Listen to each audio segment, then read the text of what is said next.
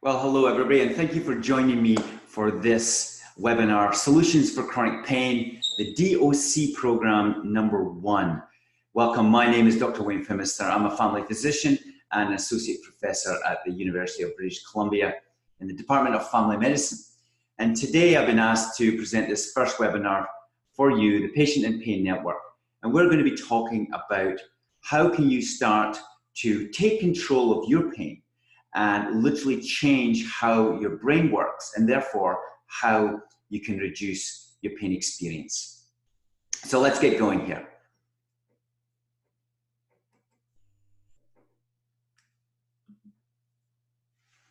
So the first slide is a pyramid that I created, and it's the pain solution pyramid is what I call it, and there's 6 different elements to it. There's emotion and sensation, there's nutrition and movement, there's breathing, and there's thinking.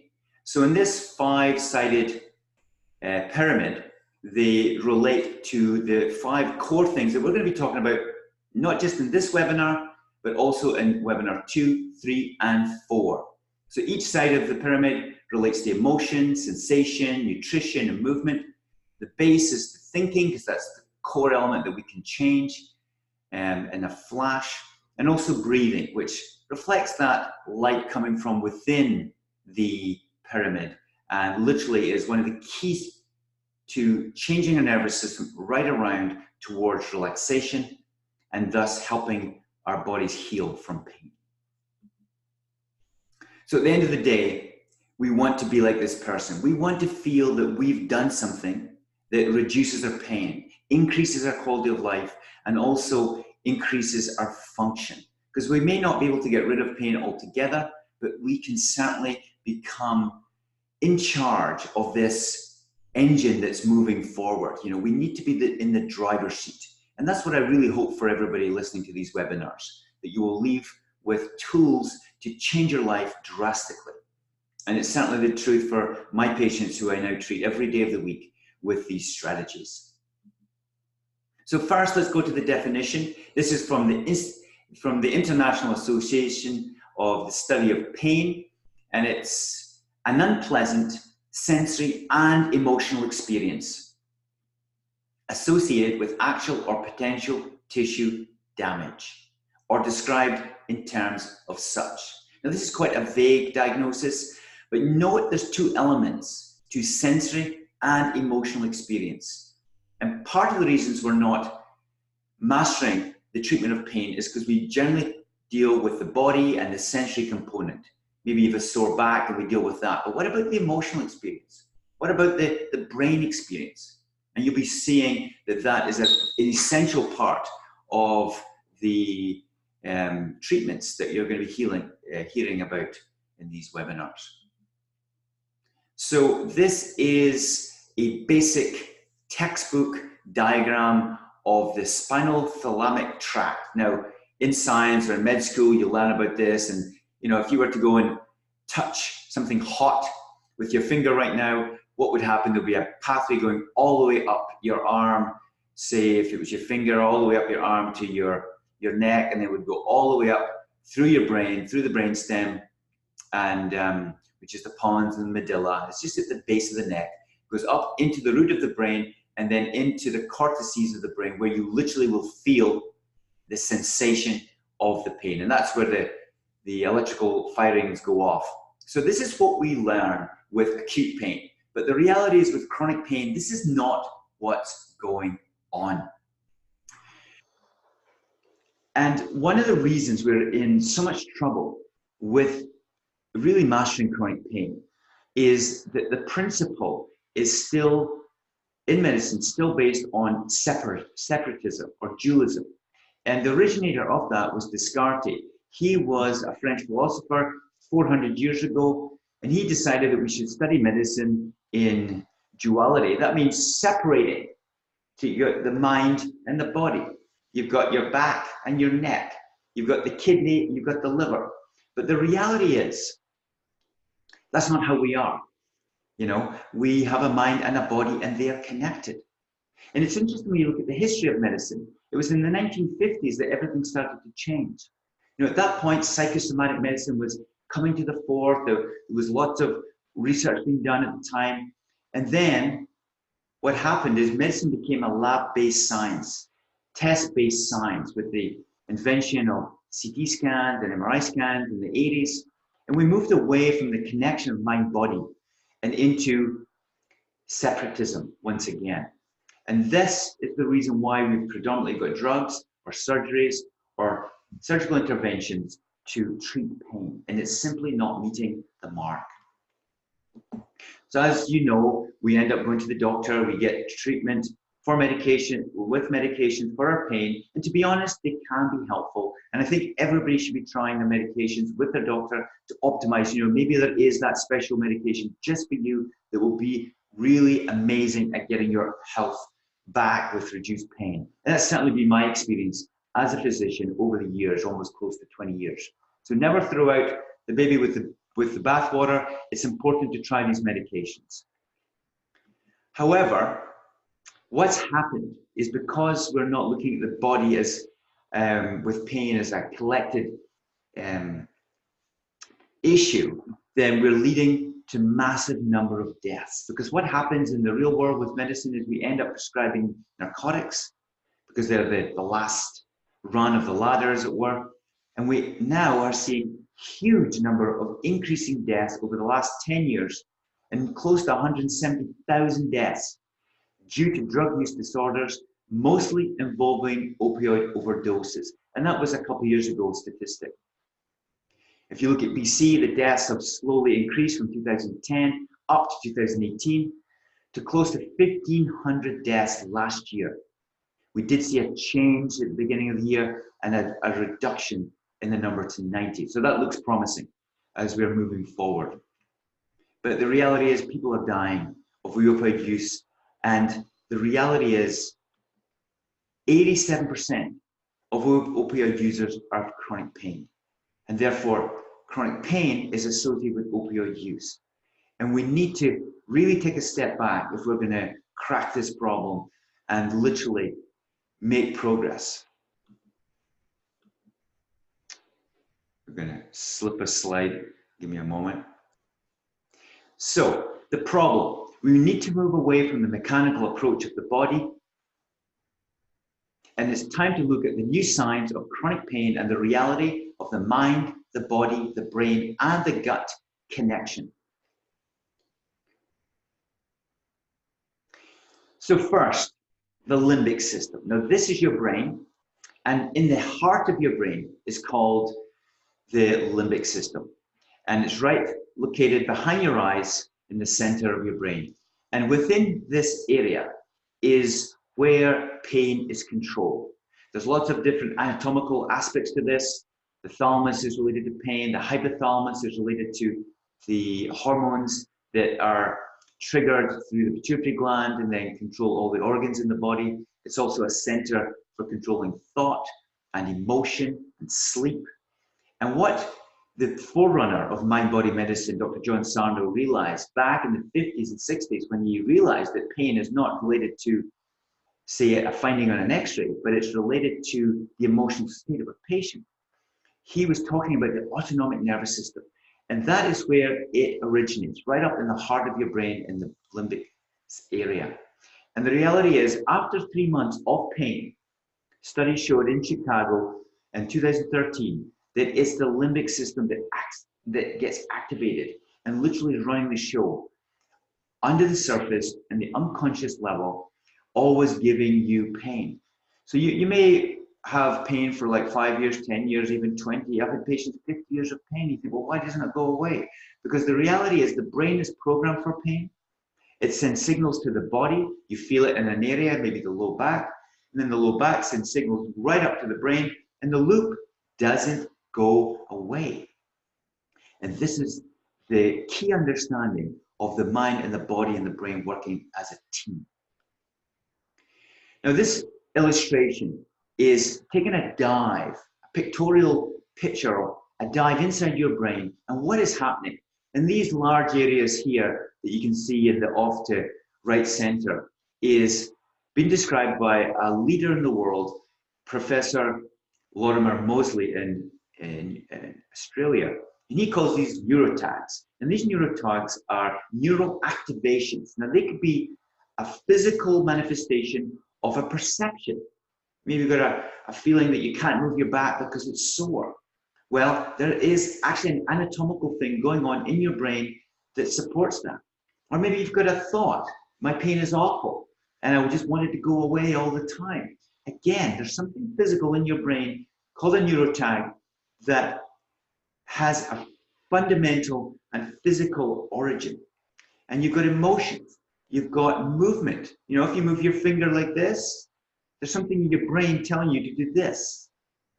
And therefore, it's important to realize that the structure of your brain can actually change. And we can set up literally millions and billions of interconnections and new cells within our brain to change it and therefore have a different experience.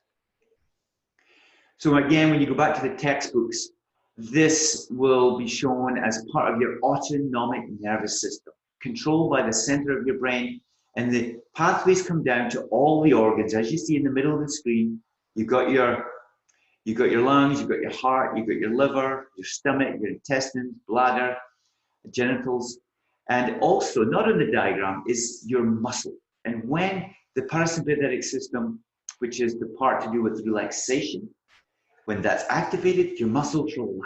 See, you've got some tight muscles here. They're relaxing, and therefore that's a helpful thing. Whereas if the sympathetic drive in the nervous system, which is stimulated all the time when you're in pain, then you get tightening of these muscles and a reduced blood flow. And also, the studies have shown you get more negative thinking associated with it. So the whole essence of the mind-body connection is let's switch the sympathetic drive of the nervous system over to the parasympathetic. And in summary, that's like the stress response. I'm sure you've heard of the fight-flight response. That's actually been triggered all the time that you're in pain. And we want to switch that off and move over to the parasympathetic, which is the relaxation response. And that's the healing response. It's how our bodies heal. So how do we achieve this flip in the autonomic nervous system? Well, I'm going to share some activities today that you can do. It doesn't cost any money, and you can start to change the reality of your day-to-day. Now, it may take some time, but if you persevere, and the more you do this, the quicker you're going to get there. But I've had counselors, hundreds of patients, getting benefits from this. And this is now my bread and butter that I do every single day with patients. Give me a moment here. Okay, so let's start. We're going to call these step 1. We're going to go into step 2 in the next webinar, and step 3, 4, and we'll talk about that at the end here. But first is expressive writing. I want everybody with chronic pain to be writing their thoughts and emotions down on paper. You know, the key thing with writing is you do it, and not exactly what you write. So just start, paper and pen. The computer won't work, your iPhone won't work. The science doesn't back that up, but the science shows, with 40 years of research, led by Jamie Pennybaker down in Texas. He's been doing this for 40 years. And there's over 1,000 articles in the literature showing the health benefits of writing. And what happens, we think, is that the limbic system is calmed down. It's like a fire extinguisher on the fire. Calms down the limbic system, changes your brain. And what happens is you begin to feel better. It's been my experience, it was Jamie Pennybaker's experience, and that's what my patients are saying. So let's look at a case just quickly. A lady, 31 years old, we'll call her Tina. She had 2 herniated lumbar discs awaiting surgery. She had a nerve root impingement because of the disc herniation. And she also had fibromyalgia, depression, anxiety, and also bipolar, which was controlled. Now, I did trigger point injections. It's my technique I use all the time for 6 months. And her back pain was much better, 90% in the low back. But her fibromyalgia pain, the general pain, was only, or was in fact 0% improvement. So what happened is she started writing for 6 months. Her back pain kind of stayed the same.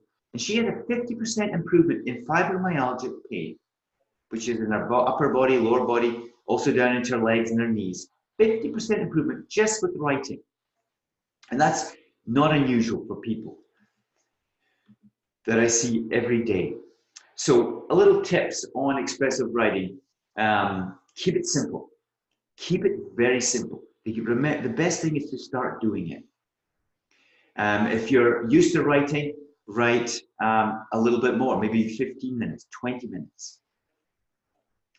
And also, write your thoughts down, your emotions.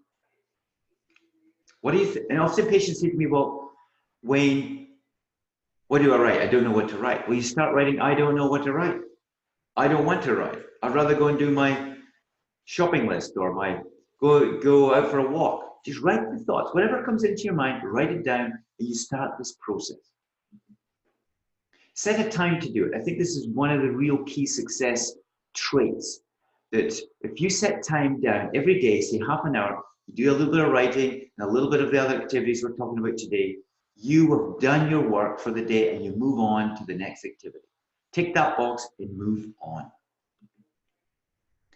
Another technique is grab a Post-it, and you may have a few of these around your office place or your home. If you're a busy person, no time to sit down and write, get a Post-it and start writing thoughts as they come into your head periodically through the day. You know, oh, my pain is really sore right now. Write it down and rip it up. Get a little passion going, rip it up, put it in the garbage. And what happens here is you're separating your thoughts from your mind, you're looking at it, and therefore distancing yourself from it. And it's actually a somatic-based treatment, which means body-based treatment. Your hand, your arm, your brain, your heart is all interconnected. And it's been shown that somatic-based treatments are excellent for chronic pain. There'll be more for that in the subsequent weeks or webinars.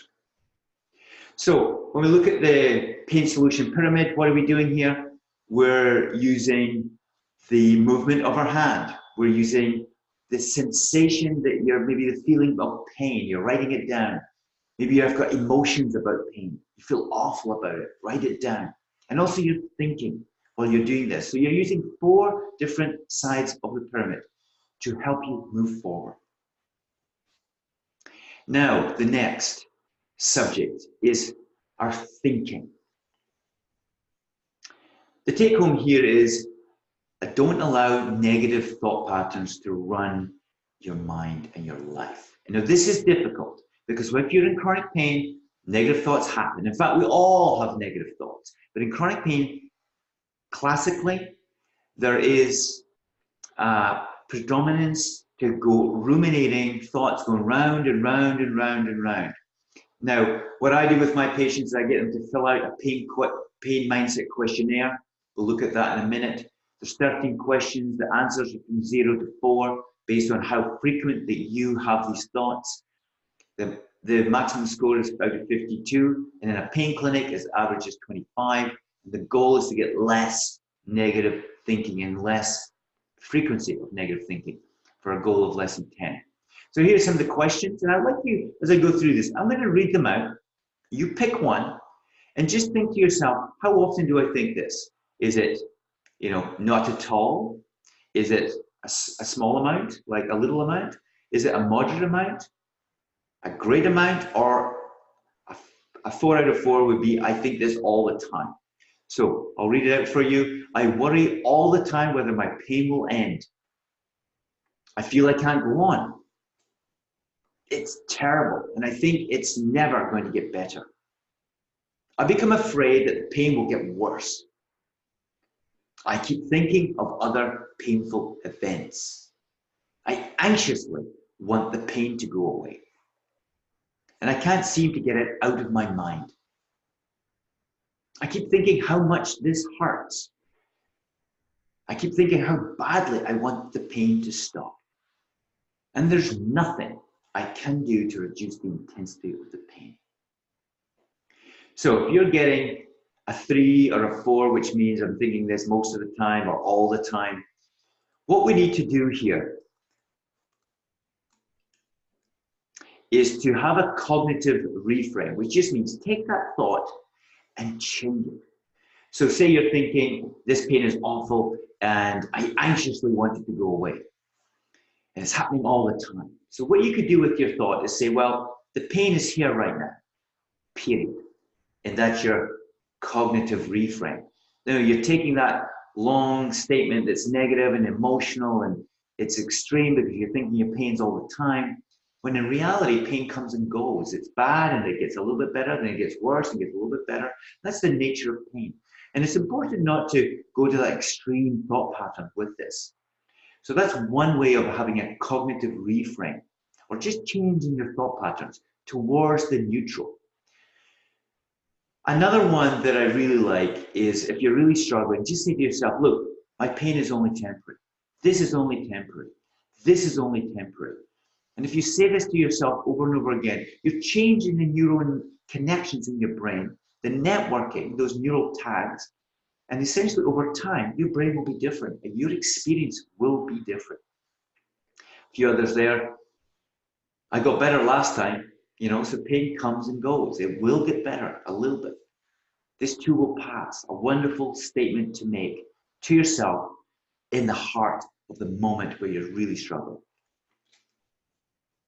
So on this subject, in the pain solution pyramid, what are we doing? Well, we're thinking, obviously. We've got emotions, and we're thinking about the pain. So we've got emotions, sensation, and thinking. So we're doing things to change and to move towards solution. The third one is not to talk about pain. Now, some of you won't be talking too much about your pain. A lot of people live on their own, they don't talk too much about their pain. But what about the thoughts on the inside? Right? So, really important point, it can radically change your life.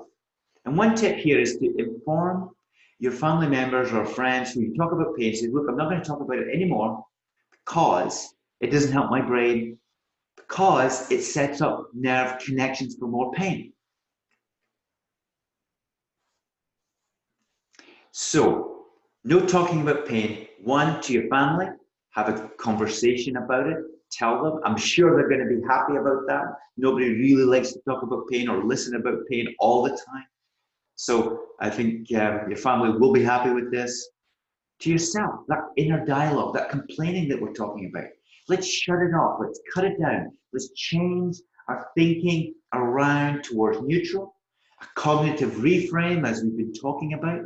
And this will begin to feel better as you move forward. And the third thing is,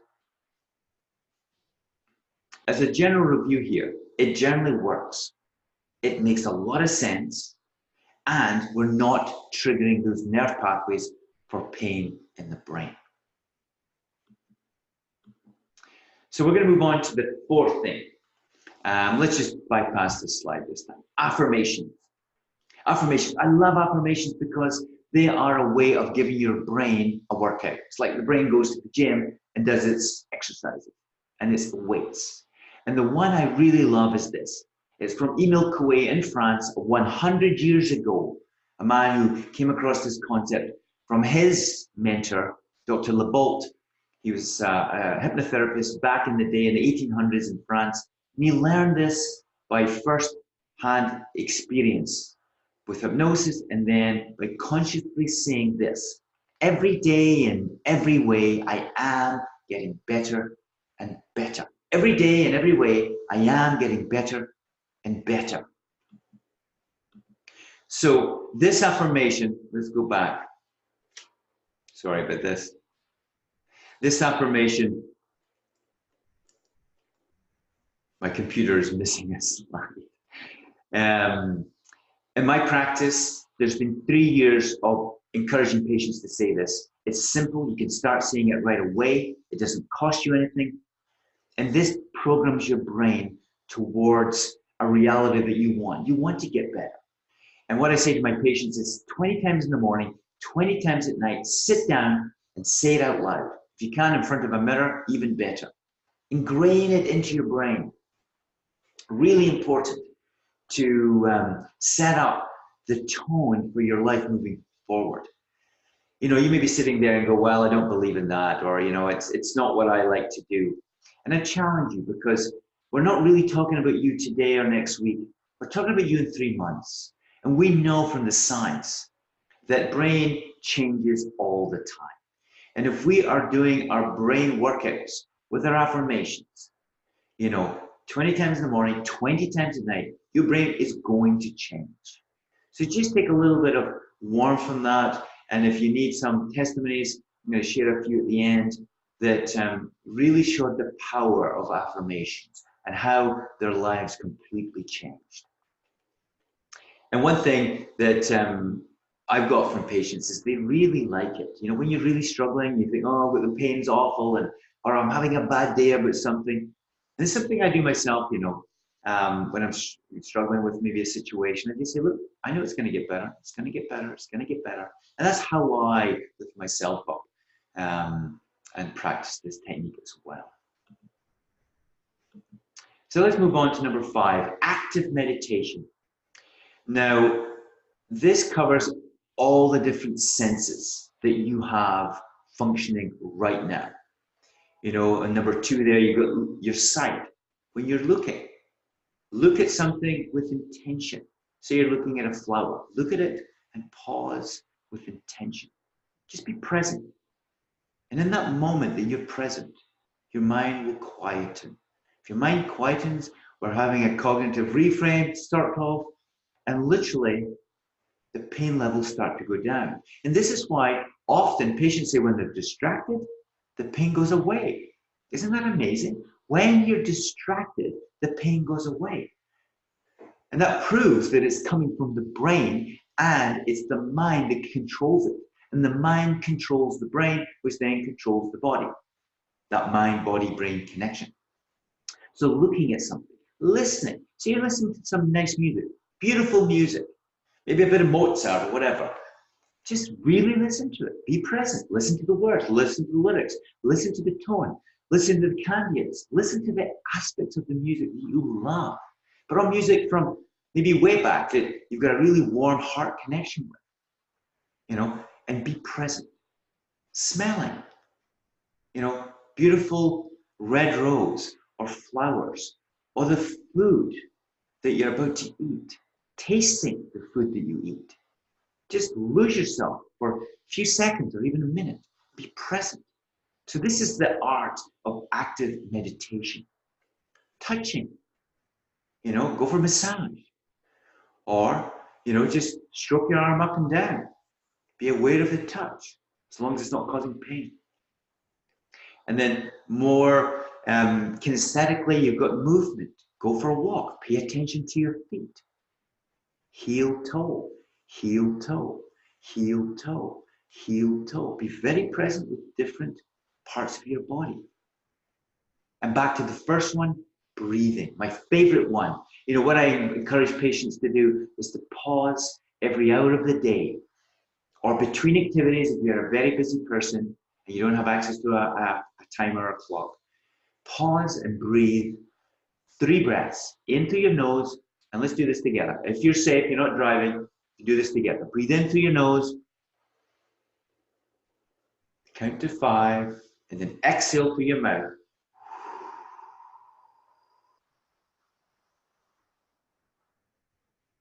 Do it 3 times. And what happens in these moments is you're switching your nervous system from the sympathetic to the parasympathetic, from the pain response and the fight-flight response to the relaxation response. Your muscles will become less tense, the blood flow will increase, your brain negative thinking will improve, and you will feel better. And you are in charge of driving that train. You're not a passenger, you're driving the train of your experience. And you know, in future webinars, we're going to talk a little bit more about breath and how you can integrate that. In fact, no, I'm going to be a rascal and do something different. I'm going to say there's something called binaural meditation. If you want to write this down, binaural, binaural, which means 2 for buy and oral is auditory. Meditation, if you go onto YouTube, put on your earphones and listen to the sounds for 20 minutes a day. 20 minutes a day. What happens is you get alternating beats, maybe 10 hertz difference, into left and right ears alternating. And that encodes the whole relaxation process that you're doing because you're sitting there breathing just like what we practice. You're encoding your brain for relaxation and you will expedite. You will move forward quicker towards a changed nervous system.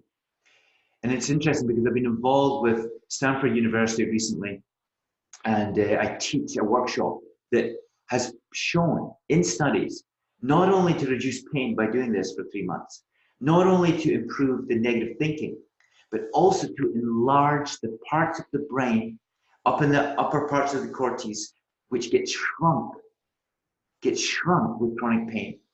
They actually expand. So you've got the control centers up here for the brain literally growing. The blood flow increases and the function and the structure of the brain, those nerve cells that we're talking about with neurotags, literally are enlarging if you do this technique for 20 minutes a day. So I strongly encourage you to do that. And the one thing to say is pick a tune that you like, something that you resonate with in your heart, listen to it, and it will start to work. Study was for 3 months. You may have to do it for several months to get the benefit, but I strongly encourage you to do that. Okay, the sixth activity that I would like you to pay attention to that will enhance your pain is sleep. Now, this can be a tricky subject because it's the same area as pain. And a lot of patients say, yeah, I'm not sleeping very well. Unfortunately, if we're not sleeping very well, say you only get 3-4 hours, it's such an uphill struggle to get your brain optimized. And some of my colleagues, Dr. Hanscom down in Seattle, would even go into the point of saying, look, if you're not sleeping well, you're not going to get better from pain. Or if you don't have pain and you're not sleeping well, you are going to get pain because the limbic system is all related to these areas. But let's look at a few slides on sleep. The goal is 7 to 8 hours a night. And if you're waking up for 10, 20 minutes and go back to sleep, that's not waking up from sleep. That's just coming out of deep sleep up into lighter sleep and then go back into sleep. So don't worry about that. That's not a negative thing or a poor health thing. That's just a normal cycle of sleep. You come up, awake, and then you go back to sleep. If you're up in the middle of the night, say for an hour or so, get that pad of paper out, write your thoughts. It will calm your brain, it will relax you, and you will feel better. Many of my patients can go back to sleep after writing in the middle of the night. Maybe it's the only time you've got to write. Use that time if you're up. Sleep hygiene. That's getting a proper sleep protocol for yourself. So before you go to bed, turn off the computer, maybe an hour before, turn off your iPhone. You can put on these special screens on the computer when it turns dark in the winter and fall months. So you can have these screensavers on your smartphones or also on the computer. If you don't know how to find that, just Google it and you'll get the answer. Wind down, put on some music. Have a nice warm shower or bath, calm your nervous system. Don't read anything exciting. Read material that will, help you to go to sleep. And the whole thing is you're preparing yourself for sleep. Say a few affirmations before you go to sleep. Oh, I'm going to sleep well tonight. Oh, I'm going to sleep well tonight. Set your brain up. And, set a time. Go to bed at a certain time every day. Get up at a certain time every day. Don't nap through the day. So these are key practices that you can have around your sleep pattern that will enhance, and the studies show that will help you. Go to the pharmacy, you can get some melatonin. Please note the dose there, 0.3 to 0.5 milligrams. That's a tiny dose.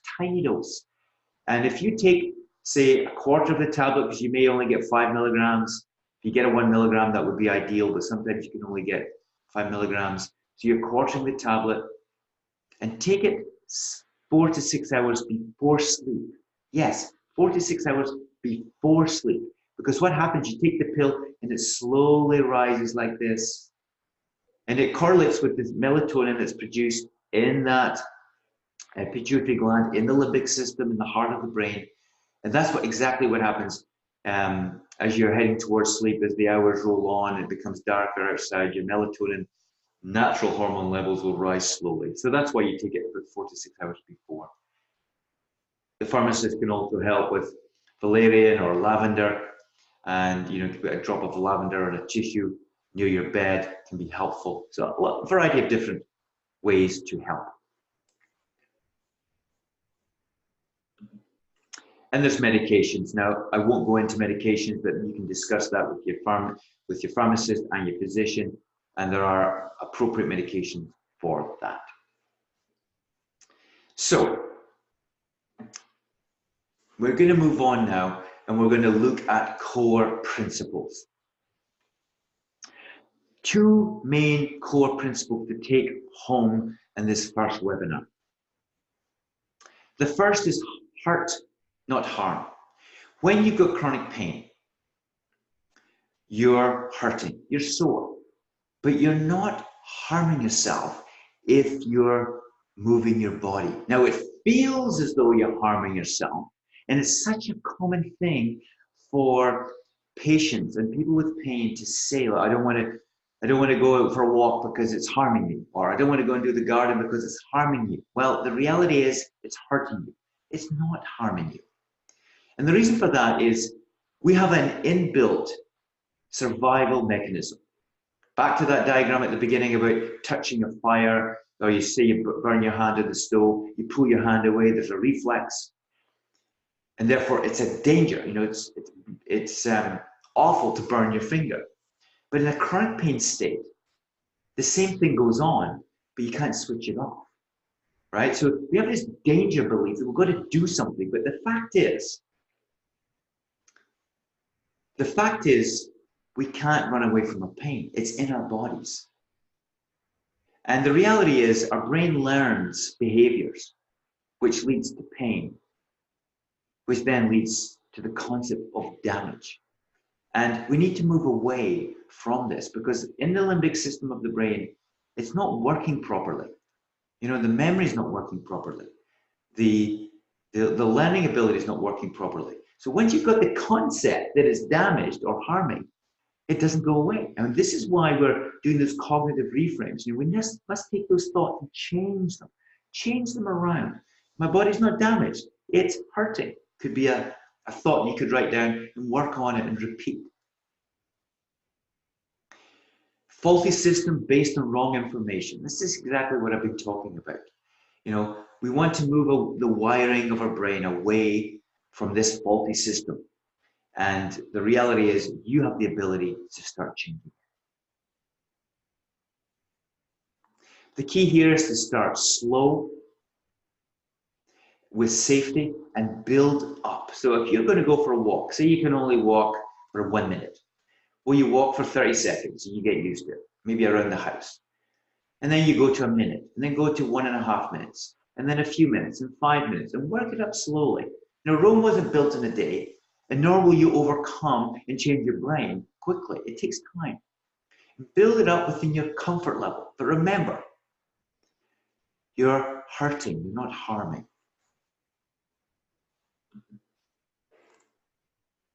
We're retraining your brain. That's what this is all about. This is what this first webinar and the second and the third and the fourth is all about. We're retraining your brain to reduce your pain. And never, ever give up. Move it or lose it. I remember it was a book that I read one day. There was an elderly lady in her 90s, and she was walking, and and she was lively, sprightly, and this person asked her, "Well, what's your secret?" And she pointed down, and as the person interviewer looked down, she had on a pair of runners in her 90s, and she symbolizes this message: we've got to move. Start where you are, and if you don't move, if you stay put in your bed all day or on the couch all day, you will lose your muscle tone, you'll lose the connection between your brain and your body, And basically, you will start a slow death process. We must move if we're going to be successful in this realm. Number 2, fear. It is essential that we embrace the fear of pain, embrace the fear of movement. Because at the heart of the mindset and our thoughts, fear is there with the pain. And it's there with lots of things. It's really important to literally give yourself a hug. It's essential to embrace it and know that in your heart and in your mind that you can do this. So you may be sitting, you may be standing, you may be walking, doing different activities, and you've got that fear, you just accept it. Be with it. It's like a friend that you don't want. Well, just allow the friend to be there and sit with it. Be with it. It's not going away. Don't fight it. Accept it. And with acceptance comes no judgment. It's not bad. It's pain. Right? So, and that's a core thing to take away. It's not bad. Pain is essential for living. Did you know, or do you know, that children born without pain receptors, on average, die at the age of 11 or 12? If you don't have pain receptors to tell you there's warning, then we literally die. Pain is part of living. Pain is part of our experience here in this lifetime. And when we move to a place of mindful non-judgment, we are literally neutralizing the thought processes and we're literally feeling. It's a choice. You must choose this. And move without fear. So we've gone through the pain solution pyramid several times now. We've looked at emotions. We've looked at the sensation, the beliefs around the pain is harming you, it's dangerous. We've looked at thinking, how we can change our negative thinking. We've briefly touched on breathing every hour of the day. We've looked at movement, walking. And, this is essential to really coming up and moving forward with solutions that you believe in, that you're practicing, and also sharing with other people, maybe family members. It's a great way to embed truth in your own mind, to share it with a friend. Life creates pain. It's inevitable. But suffering is optional. And I believe that we have the ability within our own hands, within our own mind, to literally change our outcomes for pain. So I'm just going to share briefly in the next 5 minutes 2 case studies to hopefully inspire you. Karen is a lady who's in her 60s now, had chronic pain for many, many years, failed 2 back operations, and was really struggling. And over about a year with me, working through these modalities, her life is transformed. She's off her narcotics. She's frequently exercising. She's lost 30 pounds in weight. She looks amazing. She's now retired and she's got her life back. And she's been practicing these techniques for a couple of years now. And there's Julie Clare, my patient who walked into my office several years ago with a 49-year history of chronic pain, a history of abuse, 49 years of narcotics, no hope, failed medical outcomes and treatments across the country and also in other countries, was at a loss. And I shared with her the story of John Sarno, who's the first physician to really grasp this concept of mind-body connection. And she grabbed onto those testimonies that success can happen. She grabbed onto the affirmation. Every day in every way, I am getting better and better. She started to write. She started to believe. She started to move into a place that she knew she could get better. If other people can do it, so can she. And in 4 short weeks, her pain was gone, never to return from the stump where she had an amputation all those years ago from an injury. And that's Julie Clare. Amazing testimonies. Not everybody's like Julie, but she's a testimony to the power of how you can change your mind and your brain experience. Take-home messages. If you want to learn more about this, go to backincontrol.com. You'll have lots of fantastic information there. It will take what I've said today and make it more real with videos, with podcast show that will talk about these subject matters and more. And I've met Dr. David Hanscom. He's a friend of mine, and he does wonderful work based on his work from backincontrol.com. He's got a website, got a book, but you'll find all that there. Lots of references I've been reading over the years to get to this point. Resources, if you want to find out more information about myself, at waynephimister.com. I have a book, Conquering Chronic Pain, Solutions and Strategies for Those Who've Given Up Hope, available on Amazon and Kindle. Podcast show, every week there's a new live episode out, interviewing top people around the world who are having solutions for pain. 7 o'clock Pacific time on Instagram and Facebook. I live stream new concepts I'm always talking about. And soon to be out is TEDx Talk that from April this year, 2019, available on YouTube. My clinic, if you're local here in Vancouver area, I'm by direct referral available in Abbotsford, Fort Langley, Surrey, and in Agassiz. So check the website, you'll have these links and the workshops I'll be doing every month with a colleague on the subject matters of cognitive behavioral therapy. That's what we're talking about today. Nutrition and also somatic-based movements. Both nutrition and somatic-based movements are going to be the subject matters of webinar 3 and 4 of this series. So now I'll end here, and I look forward to the questions and answers on the live version of this next week. Thanks so much.